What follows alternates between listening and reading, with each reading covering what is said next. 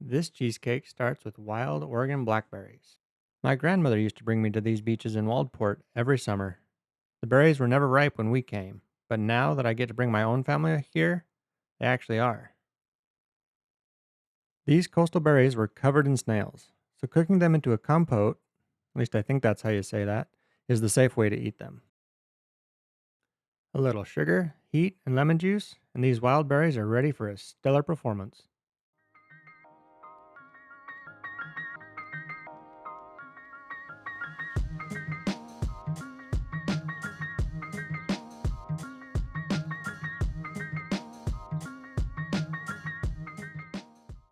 These berries were absolutely loaded with seeds. So, once the compote was thick and bubbly, I strained them out because I prefer my cheesecake boneless.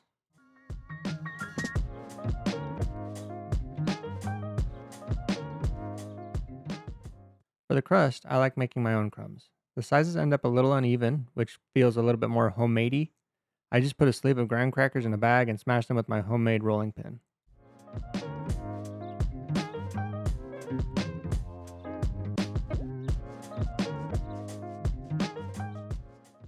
Next, I lather the springform pan with butter and a light dusting of flour. It works better than cooking spray and feels more authentic. Melted butter and a little salt turn our uneven graham cracker mess into a workable crust that we can press into the pan and bake before we add our filling.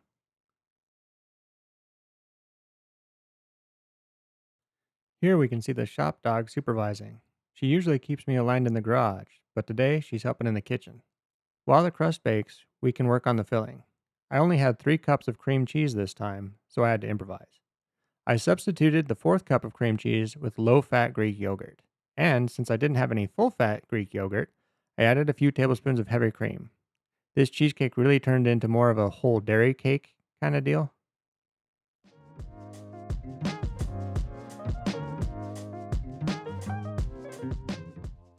Obviously, it couldn't be all dairy based. The poultry farm needed a share too, so 2 almost chickens evened the spread.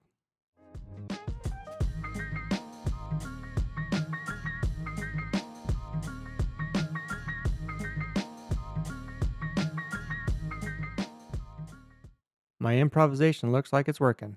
The filling leveled out just right. I do worry though that I might have overfilled the pan. My compote ended up a little bit thicker than I had hoped. It felt more like blobs than a fine pour, but I think it still turned out alright.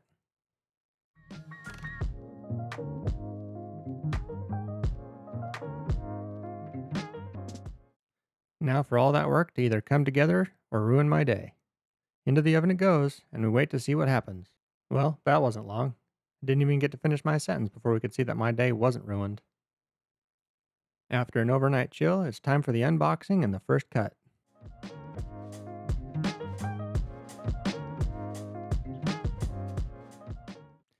Even with the improv and the overcooked compote, this cheesecake turned out fantastic. It tasted incredible too. Now I just need to figure out what to make next.